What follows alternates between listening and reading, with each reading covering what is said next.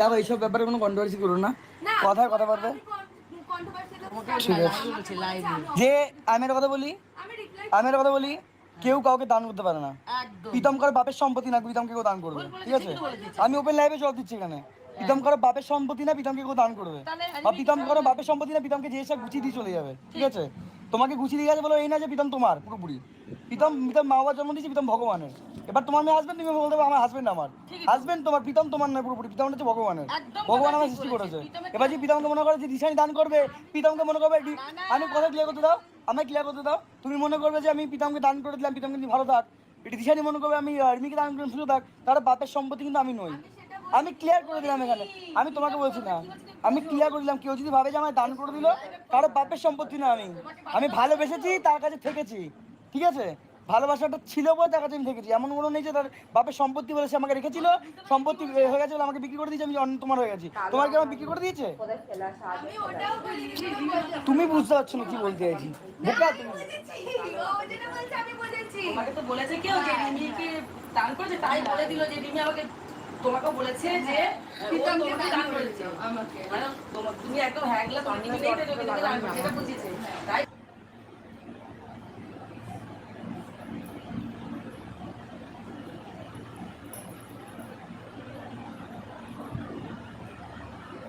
একদম ক্লিয়ার করে দিল কথাটা, বুঝতে পারছো তুমি? মানুষ তো ঠিক আছে, ওর বাপ সেটা সাপোর্ট করে, বাপ হচ্ছে দালাল। দিশানির বাপ হচ্ছে দালাল, ওর মা হচ্ছে নোংরা জায়গার মহিলা।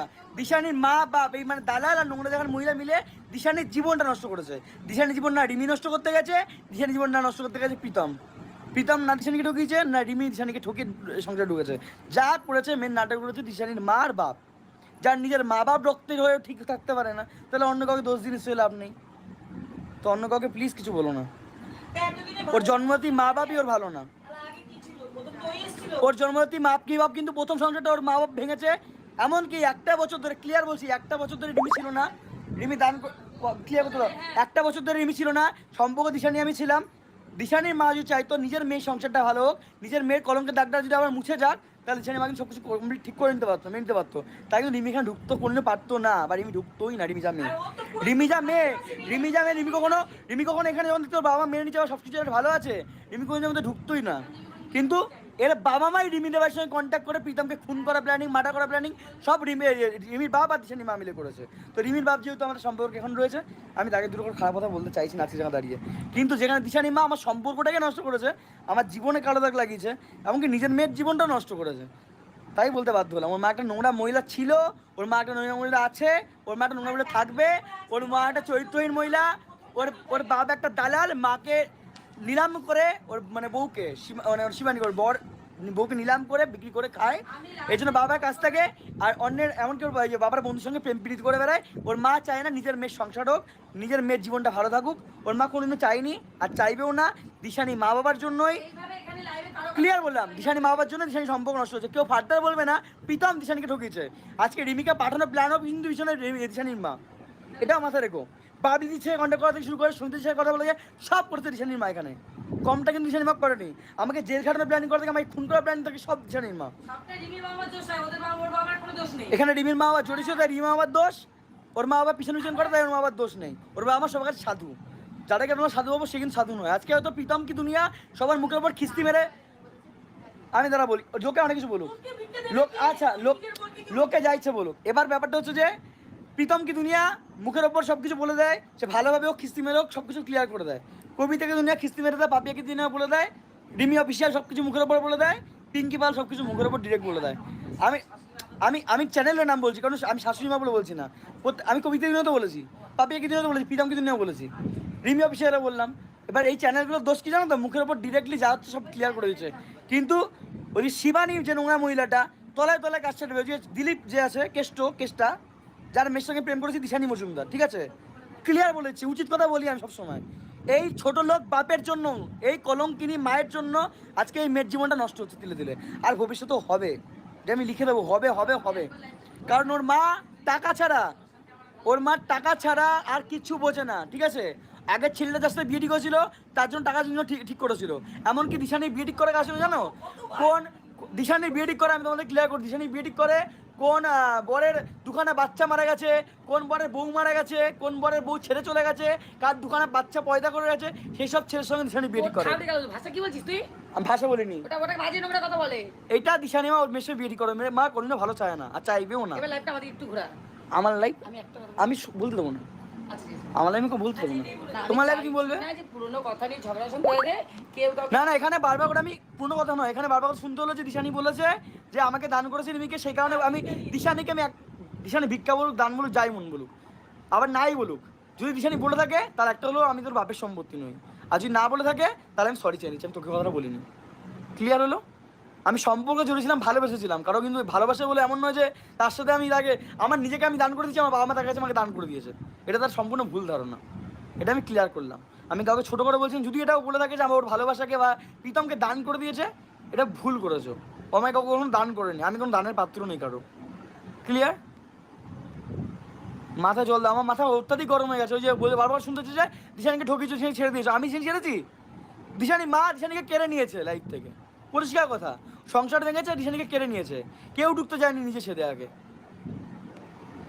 খিস্তি দাও না, গালাগাল দাও, দিশানি মাকে কি খিস্তি দাও, ওই নোংরা মহিলাটা খিস্তি দাও যে রাত দিনে রাতে নোংরামি করে বেড়ায় লোকের বাড়ি বাড়ি গিয়ে। বলে না এটা কি জানো তো কথাটা, মুখে উচিত কথা কারা বলতে পারে যাদের কাছে প্রমাণ থাকে। আর যা তলায় তলায় অনু আমার অনু কোনো দোষ নেই, তারপরে এই যে আমার বর এখানে কাজ করে, আমার এই হয়েছে, আমার ওই হয়েছে, অনু করে, ওপরে অনু করে, তলা দিয়ে অনুটি গোড়া কেটে দেয়। এটা হচ্ছে দিশানির মা।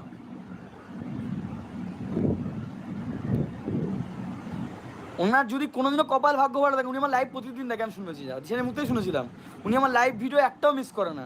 ঠিক আছে, ওনার বড় মিস করে না, উনিও মিস করে না। তুই তোর ওর বরকে, ওর বাবাকে, ওর মাকে দুজনকেই বলছিস, যদি সামনে যদি তোমাদের কপাল খুব ভালো থাকে, জীবনে আমার সামনে মনে হবে না। আর যদি হয় সেদিনকে কতগুলো ভগবানের কাছে তোমরা পুজো দেবে তোমরা নিজেও জানো না। আর আমি চাইছি না এই সমস্ত কথা। একজনকে বলেছিলাম, একজন আমার বাবা মা তুলে মা তুলে কিস্তি মেনেছিল, বলেছিলাম কেটে ফড়িং দিয়ে উড়িয়ে দেবো, তোমাদের যে কী বেরোবো তোমরা নিজেও জানো না। পাড়ায় বাড়ি, পাড়াতে টিকতে পারবে না, বলে রাখলাম। তোমার সামনাসামনি কোনোদিনও পড়ে যাও, পিছন থেকে অনেক গোড়া কেটেছো, তোমার মেয়েকে ভালোবেসেছি বলে চুপ করে মেনে নিয়েছি, একদম ছাটকাট কথা। আজকে যে আমার মেয়ে আমার সাথে নেই, এরপর যখন গোড়া কাটতে যাবে, তোমার গোড়া থেকে মাংস তুলে তোমার বরকে খাইয়ে দেবো পুরো, ঠিক আছে? তোমার গোড়া তুলে মাংস তোমার বরকে খাওয়াবো, তোমার বরের মাংস তোমাকে খাওয়াবো।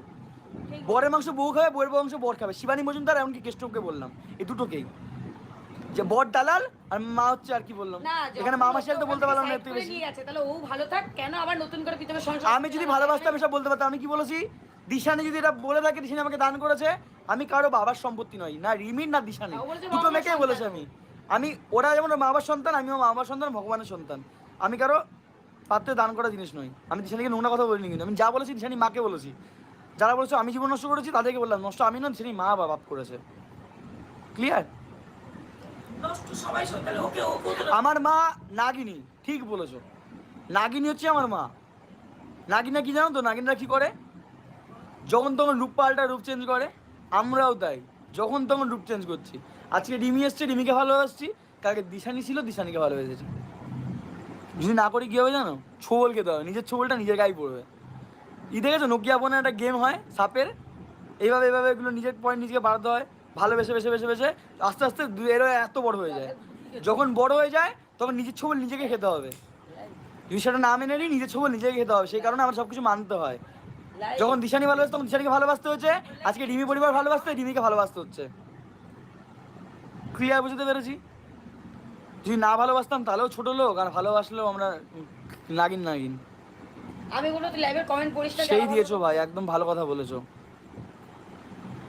আমি ভালো কথাই বলি, প্রীতম ছাড় বাদ দে। না এক কথা আমি বারবার প্রতিদিন শুনবো না, প্রতিদিন রিপ্লাই করবো না, এই কারণে আজকে একবারে উত্তর দিয়ে দিলাম। আমি একটাই কথা বলি, একটু শান্তিতে ভালোভাবে বাঁচতে দাও। আর কোনো দিশানিকে আমি কষ্ট দিইনি, দিচ্ছি না, দেবো না। এখানে যা বলেছে ওর মা বাবার সামনে, ওকেও সামনেও বলেছি, ওপেন লাইভও বলেছি, আজও তাই বললাম। আর তুই বা কষ্ট দেওয়ার কে? আমি কষ্ট দেওয়ার কেউ নই। আমি কষ্ট দেওয়ার কে? আমি সত্যি আমি কষ্ট দেওয়ার কে?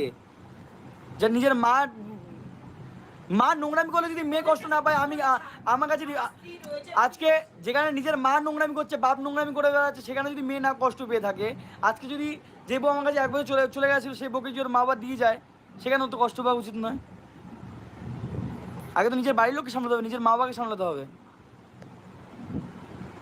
দিশানি বলেছে ভালোবাসা ত্যাগ করেছে, যদি ভালোবাসা নিজে ত্যাগ করে থাকে সেটা ভালো বলেছে, সেটা ভালো কথা বলেছে। যদি ওই কথাটা বলে থাকে যেটা কমেন্টে লোকেরা উস্কাচ্ছ, তাহলেও ভুল বলেছে। ঝগড়া বাজাচ্ছে, এই করে ঝগড়া বাড়াতে পারো, আমি তাই করে বললাম, সে কথা আমি উইথড্র করলাম, কান ধরে সরি চাইলাম যদি সেটা না বলে থাকে। আর যদি বলে থাকে তাহলে ভুল করেছে। আমি আগেই বলছি, আমি না শুনে কথাটা বলেছি। ভিক্ষা দিয়েছে বলেছে, যে যার মতো বলুক, এবার আমি পরে দেখে নেবো।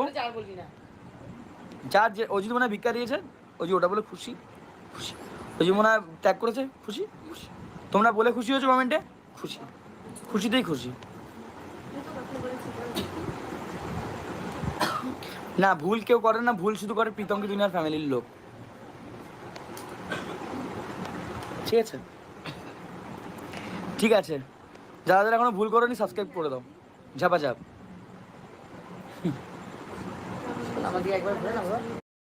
আমি একটা কথাই লাইভে বলি, একজন মা হিসাবে শোনো, আমি কোনোদিন প্রত্যেকদিন বলেছি কোনোদিন কারো আজ পর্যন্ত ক্ষতি চাই না। ওর মতন খুব ভালো থাকুক, সুস্থ থাকুক, দূর থেকে ওকে আমি আশীর্বাদ করি। যদি ও কথাটা বলে থাকে, আমি জানি না ও কি বলেছে, তোমাদের কমেন্টের অনুযায়ী না এবার তুমি আমি এই ব্যাপারে ও শুনবই না। আগে এইগুলো তোমরা কেন আবার কমেন্ট করে ক্যাচাল বাঁধাচ্ছ? ওকে ওর মতন ভালো থাকতে দাও, রিমিকে নিয়ে আমরা সুখে সংসার করতে পারি, ও ভালো থাক, এইটা চাইছি। কেউ তোমরা কমেন্ট করে সংসারে অশান্তি বাঁধিও না, তোমাদের কাছে জোর করে রিকোয়েস্ট করছি, ওকে ওর মতো সুস্থ ভালো থাকতে দাও। আমি তো ওরও ভালো চাই, আর রিমি যখন আমার বাড়ির বউ, আমি রিমিরও তো ভালো চাইবো না। এই নিয়ে স্বামী স্ত্রীর মধ্যে কোনো ভুল বোঝাই দ্বন্দ্ব তোমরা করো না, তোমাদেরকে জোরাত করে রিকোয়েস্ট করছি এই ব্যাপারে। সবাই তোমরা ভালো কমেন্ট করো, এইটুকুই বলা, আর কিছু না। শুনে নিয়েছো? प्रीतम की दुनिया, ये नाम नहीं, ये ब्रांड है, ब्रांड।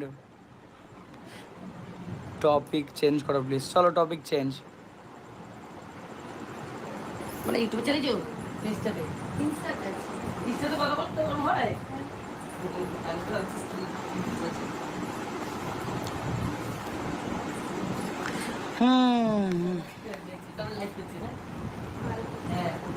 প্রীতম মাথা ঠান্ডা করো ভাই। আর মাথা ঠান্ডাই আছে গো, মাথা হুট করে গরম হয়ে গেছিলো। কেক দিলে আমাদের কান ধরে সরি চাইছি তোমাদেরকে কেক খাইয়ে দেবো। আমার 1 মিলিয়ন যখন কমপ্লিট হবে, তোমাদের সব আমার পুরো ফ্যামিলিটাকে ডাকবো একসাথে, যা খরচা হবে সবাইকে আমি ডাকবো, চেষ্টা করবো প্রত্যেকটা মানে সাবস্ক্রাইবারকে আমার বাড়িতে রাখার চেষ্টা করবো সেদিনকে।